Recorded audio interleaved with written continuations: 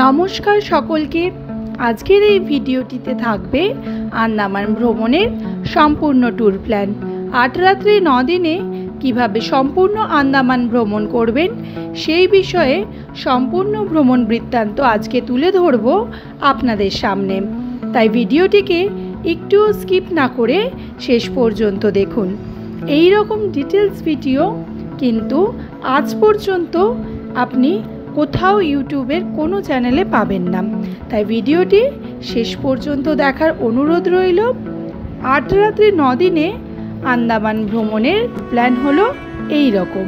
প্রথম দিন port Blair, দ্বিতীয় দিন ডিগলিপুর, তৃতীয় দিন রঙ্গত, চতুর্থ দিন বারাটাং, পঞ্চম ও ষষ্ঠ দিন হ্যাভলক আইল্যান্ড, সপ্তম দিন নেলি আইল্যান্ড, অষ্টম দিন পোর্ট ব্লেয়ার এবং নবম দিন পোর্ট ব্লেয়ার থেকে কলকাতা। এবার দেখে নেওয়া যাক ডিটেলস ট্যুর প্ল্যানটি। তবে ভিডিওটি শুরু করার আগে নতুন ভিউয়ার্সদের কাছে আমার অনুরোধ, চ্যানেলটিকে সাবস্ক্রাইব করে পাশে থাকুন। আর পুরনো বন্ধুদের জন্য অসংখ্য ধন্যবাদ পাশে থাকার জন্য। তাহলে আসুন শুরু করা যাক 8 রাত্রি 9 দিনের আন্দামান ভ্রমণের সম্পূর্ণ ট্যুর প্ল্যানটি। প্রথম দিন কলকাতা থেকে মর্নিং ফ্লাইট ধরুন আন্দামান যাওয়ার জন্য। আন্দামান পৌঁছে হোটেলে ফ্রেশ হয়ে সোজা চলে যান রাজীব গান্ধী ওয়াটার স্পোর্টস কমপ্লেক্সে। অন স্পট বোট বুকিং করে চলে যান রস আইল্যান্ড ও নর্থ বে আইল্যান্ডে। ফিরে আসুন 2 থেকে 3টের মধ্যে। নর্থ বেতে লাঞ্চ করতে পারেন অথবা হোটেলে ফিরে লাঞ্চ সেরে বিকেল 4টের মধ্যে পৌঁছে যান সেলুলার জেল। আরেকটা কথা আপনাদের জানিয়ে রাখি, নর্থ বে আইল্যান্ডে যে ওয়াটার স্পোর্টস এবং কোরাল রিফ অ্যাক্টিভিটি করার জন্য আপনারা যাবেন সেটি কিন্তু সম্পূর্ণ করতে পারবেন হ্যাভলক আইল্যান্ডে। চাইলে নর্থ বে আইল্যান্ড স্কিপ করে চলে যান করভিয়ান কোভ বিচে। এখানে কিন্তু সাদা বালি এবং সারি সারি নারকেল গাছের মাঝখানে সময় কাটাতে বেশ লাগবে। গাইড নিয়ে ঘুরে দেখুন সেলুলার জেল। তারপর সন্ধ্যাবেলায় দেখুন light and sound show. On spot booking করতে পারেন। সেলুলার জেলের বিবরণ এবং লাইট অ্যান্ড সাউন্ড শোয়ে সেই আওয়াজ ও বন্দীদের আর্তনাদ আজও শরীরে শিহরণ জাগায়। স্বাধীনতা সংগ্রামীরা যেভাবে অত্যাচারিত হয়ে এবং অত্যাচার সহ্য করে তারপরেও তীব্র প্রতিবাদ করে আমাদের জন্য আজকের এই দিনগুলো আশীর্বাদ হিসেবে রেখে গিয়েছে। প্রশ্ন একটাই, সত্যি কি আমরা তার মর্যাদা দিতে পারছি?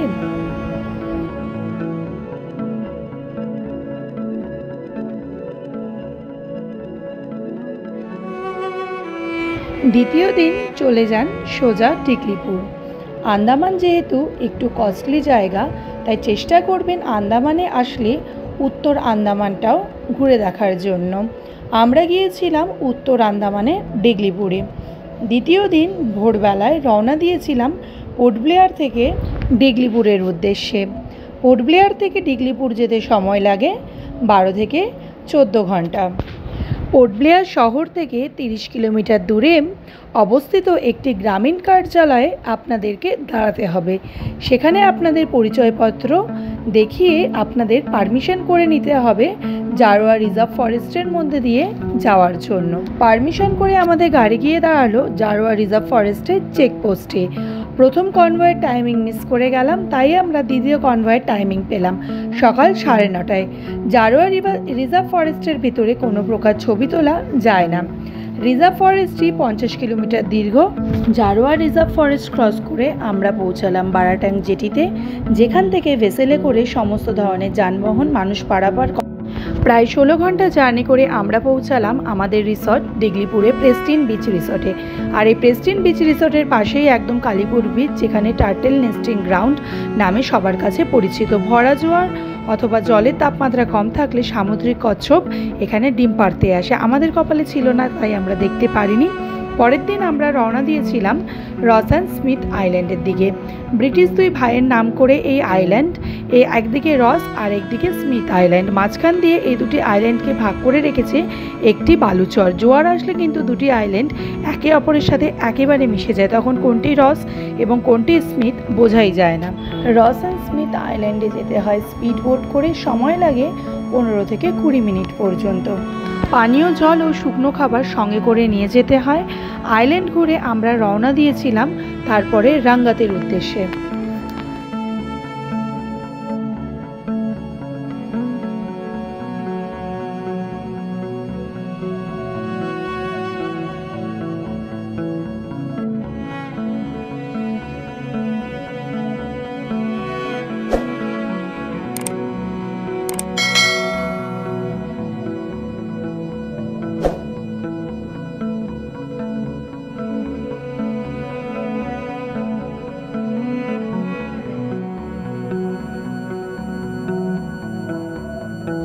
রাঙ্গাতে নাইট স্টে করে পরের দিন ভোরবেলায় রওনা দিয়েছিলাম বারাটাঙের উদ্দেশ্যে। ভোর 6টায় রওনা দিয়ে সকাল 8:30 নাগাদ আমরা পৌঁছালাম বারাটাঙে। বারাটাঙে পৌঁছে বোটের টিকিট ও পারমিশন করিয়ে নিয়ে আমরা রওনা দিলাম লাইমস্টোন কেভের দিকে। আমাদের সবাইকে লাইফ জ্যাকেট পরিয়ে নিয়ে যাওয়া হলো বোটে। তারপর আমাদের যাত্রা শুরু হলো। বারাটাং জেটি থেকে লাইমস্টোন কেভ যেতে সময় লাগে 20 মিনিট। আন্দামানকে পুরোপুরি উপভোগ করতে হলে অবশ্যই চেকলিস্টে রাখতে হবে ডিগলিপুর ও বারাটাং লাইমস্টোন কেভ। ডিগলিপুর ও বারাটাং লাইমস্টোন কেভের সম্পূর্ণ ডিটেলস ভিডিও ডিসক্রিপশন বক্সে লিংক পেয়ে যাবেন। দু চোখ ভরে প্রকৃতিকে দেখতে দেখতে কখন আমরা গন্তব্যের কাছাকাছি পৌঁছে গেলাম বুঝতেই পারলাম না। হঠাৎ আমাদের গাইড বললেন হাত দুটোকে ভেতরের দিকে নিয়ে বসুন, আর সামনের দিকে তাকিয়ে কিছু একটা বোঝার আগেই আমরা ঢুকে পড়লাম ম্যানগ্রোভের অরণ্যের মধ্যে। প্রকৃতি কোথায় নিজেকে কী রূপে সাজিয়ে রেখেছে ভাবলেই অবাক লাগে। মুহূর্তগুলি ক্যামেরায় বন্দি করতে করতে আমরা ঢুকে পড়লাম আরও গভীরে। অবশেষে আমরা পৌঁছে গেলাম। এখান থেকে 1.2 কিলোমিটার ট্রেক করে লাইমস্টোন কেভে যেতে হয়।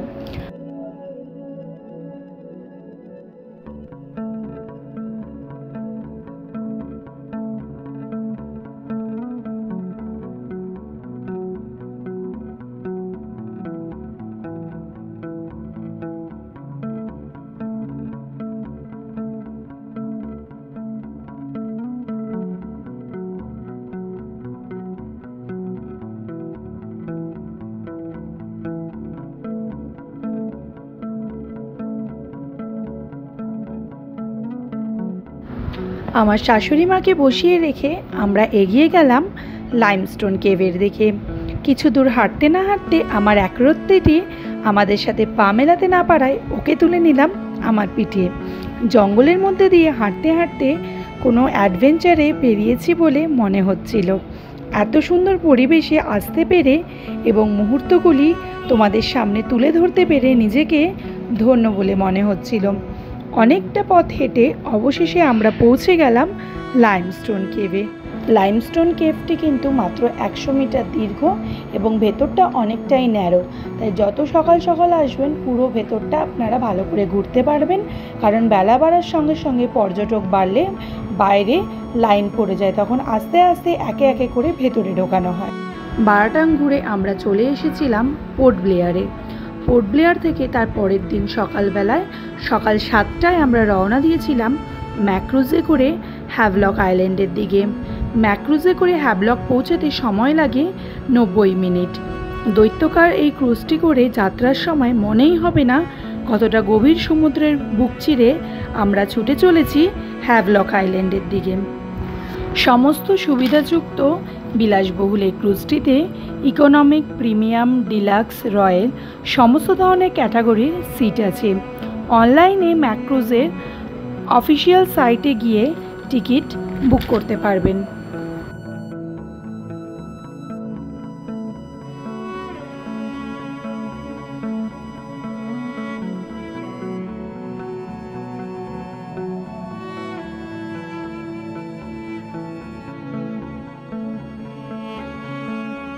প্রায় 90 মিনিট যাত্রা করে আমরা পৌঁছালাম হ্যাভলক আইল্যান্ডে। হ্যাভলক আইল্যান্ডের আরেকটি নাম স্বরাজ দ্বীপ, যেটি থেকে বেরিয়ে আমরা রওনা দিলাম আমাদের হোটেলের দিকে। আমাদের হোটেল ছিল হ্যাভলক বিচ রিসর্ট, যেটি থেকে দূরত্ব মাত্র 10 মিনিটে।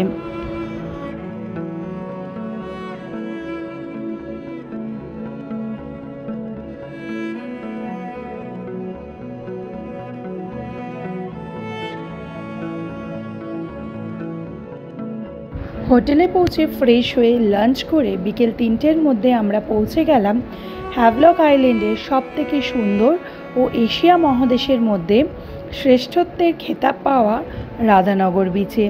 সাদা বালি, বিস্তীর্ণ সমুদ্র সৈকত, সূর্যাস্ত সব মিলিয়ে রাধানগর বিচে সময়টা বেশ কাটলো। হ্যাভলক আইল্যান্ডে পরের দিন আমাদের গন্তব্য ছিল এলিফ্যান্ট বিচ। এলিফ্যান্ট বিচে যেতে হয় স্পিড বোটে করে, সময় লাগে মিনিট 30 মতন।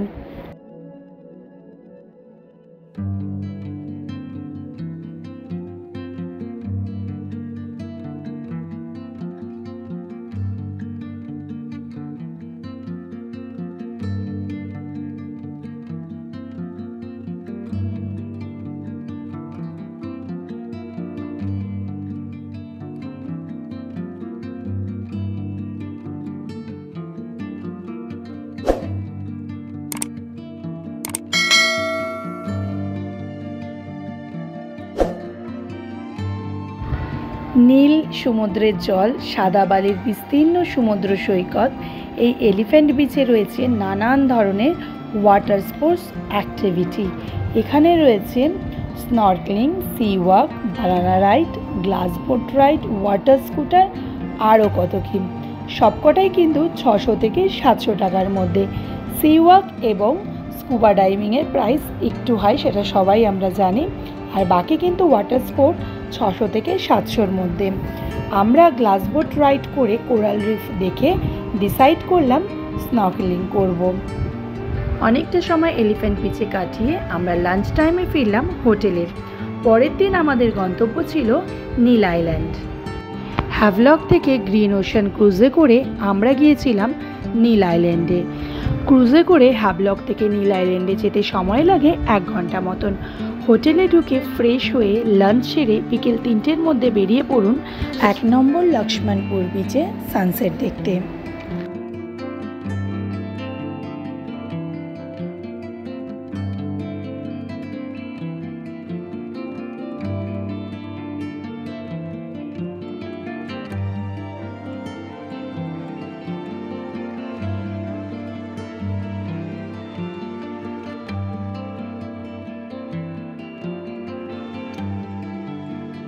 সানসেট দেখে হোটেলে ফিরে আসুন। রাত্রে কাটান নীল আইল্যান্ডের হোটেলে। পরের দিন সকালবেলায় ব্রেকফাস্ট করে হোটেলে চেক আউট করে হোটেলের নির্দিষ্ট স্থানে লাগেজ রেখে বেরিয়ে পড়ুন লক্ষ্মণপুর বিচ 2 দেখতে, যেখানে গেলে দেখতে পারবেন ন্যাচারাল ব্রিজ। নীল আইল্যান্ড মানে কিন্তু সবার আগে মনে পড়ে ন্যাচারাল ব্রিজের কথা। ন্যাচারাল ব্রিজ দেখতে আপনাকে প্রায় 1 কিলোমিটার মতন ট্রেক করে যেতে হবে, তাই যাদের একটু পায়ের সমস্যা আছে তারা বুঝে শুনেই পা বাড়াবেন। যতটা রাস্তা ভালো দেখছেন, এরপরেই অনেকটাই রাস্তায় আপনাকে ডেড কোরালের উপর দিয়ে হেঁটে যেতে হবে, খুবই সাবধানে।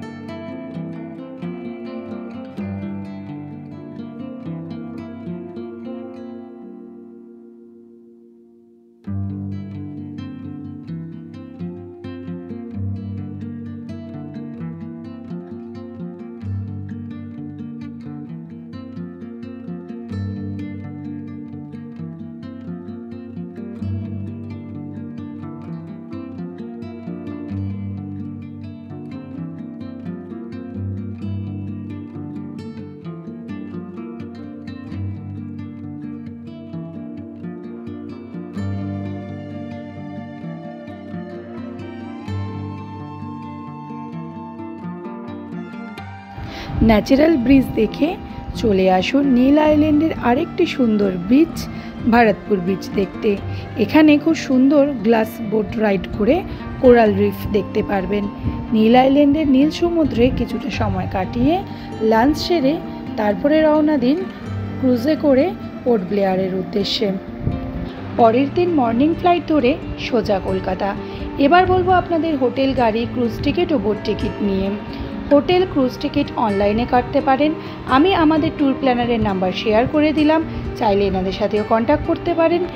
তবে সবশেষে একটাই কথা বলবো, যদি আপনারা আন্দামান প্ল্যান করে থাকেন আর যদি ভাবেন যে ফ্লাইটে যাবেন, তবে অবশ্যই কমপক্ষে 3 মাস আগে ফ্লাইট টিকিট কেটে রাখবেন। এতে ফ্লাইট টিকিট অনেকটাই সস্তায় পাবেন এবং সাধ্যের মতোই হবে। ভিডিওটি শেষ পর্যন্ত দেখার জন্য আপনাদের সকলকে অনেক ধন্যবাদ। আন্দামানের প্রত্যেকটি পার্টের ভিডিও ডিটেলসে আমার ইউটিউব চ্যানেলে আছে। ডেসক্রিপশন বক্সে প্রত্যেকটি ভিডিওর লিংক দেওয়া রইল, চাইলে সেখান থেকেও প্রত্যেকটি জায়গার ডিটেলস ভিডিও দেখে নিতে পারেন। ভিডিওটি কেমন লাগলো আপনার মতামত চাইলে কমেন্ট বক্সে জানাতে পারেন। ভিডিওটিকে লাইক করুন, প্রচুর শেয়ার করুন। দেখা হবে আবার পরবর্তী ভিডিওতে। সবাই ভালো থাকবেন, সুস্থ থাকবেন। ধন্যবাদ।